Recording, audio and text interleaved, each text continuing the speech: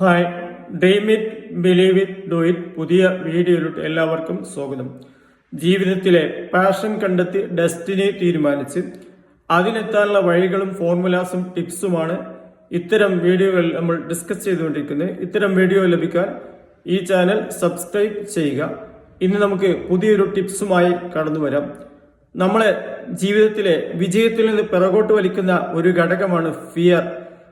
Fear ഉണ്ടെങ്കിൽ നമുക്ക് ഒരു കാര്യത്തിലും എത്താം.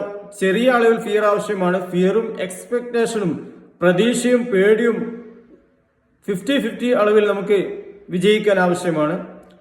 ഫിയർ ഓവറായി കഴിഞ്ഞാൽ നമുക്ക് എവിടെയും എത്താൻ പറ്റില്ല. അതിനൊരു സംഭവമാണ് നമുക്ക് വിശദീകരിക്കാം. പണ്ട് കാലത്ത് ഒരു ഗ്രാമത്തിൽ പകർച്ചവ്യാധി പിടിച്ചു. ജനങ്ങളൊക്കെ പുറത്തിറങ്ങാൻ മടിച്ചു. അങ്ങനെ ഇവരെ കൂട്ടി ഒരു ബോധവൽക്കരണ സെമിനാർ ആരോഗ്യ പ്രവർത്തകർ സംഘടിപ്പിച്ചു. ആ സംഘടിപ്പിച്ച സെമിനാറിൽ എല്ലാ ജനങ്ങളും പങ്കെടുത്തു. പേടി വളരെ കൂടുതലുള്ള ഒരു മനുഷ്യൻ ഈ യോഗത്തിൽ പോയാൽ പകർച്ചവ്യാധി രോഗം പിടിപെടുമോ എന്ന് പേടിച്ച് ഈ യോഗത്തിന് വരെ പോയില്ല.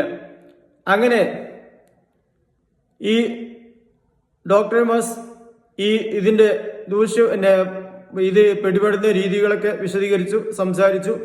അങ്ങനെ കാര്യങ്ങൾ ഉൾക്കൊള്ളു. ജനങ്ങൾ ജീവിച്ചു പോവുകയാണ്. അങ്ങനെ കുറച്ച് മാസങ്ങൾക്ക് ശേഷം ഈ വീട്ടിൽ നിന്ന് ഇറങ്ങാൻ മടിച്ച വ്യക്തിക്ക് രോഗം പിടിപെട്ടു. മറ്റാർക്കും ആ നാട്ടിൽ ആ രോഗം പിടിപെട്ടില്ല. അത് നമ്മൾ എന്താണോ ഫിയർ, അതെവിടെ സംഭവിച്ചു. ഫിയറിന്റെ full form false enemy as appearing as real. Fear false enemy appearing as real. തെറ്റായ ശത്രുവെ റിയലായിട്ട് നമുക്ക് തോന്നിച്ച് തരലാണ് ഫിയർ കൊണ്ട് ഉദ്ദേശിക്കുന്നത്. ആ ഫിയർ കൂടുതലുണ്ടാകാൻ പാടില്ല. ഫിയറും എക്സ്പെക്ടേഷനും 50-50 അളവിലുണ്ടെങ്കിൽ മാത്രമേ നമുക്ക് വിജയത്തിലെത്താൻ സാധിക്കുകയുള്ളൂ. ഇത്തരം മോട്ടിവേഷണൽ ടിപ്സ് ആൻഡ് സ്റ്റോറീസ് ലഭിക്കാൻ ഈ ചാനൽ സബ്സ്ക്രൈബ് ചെയ്യുക.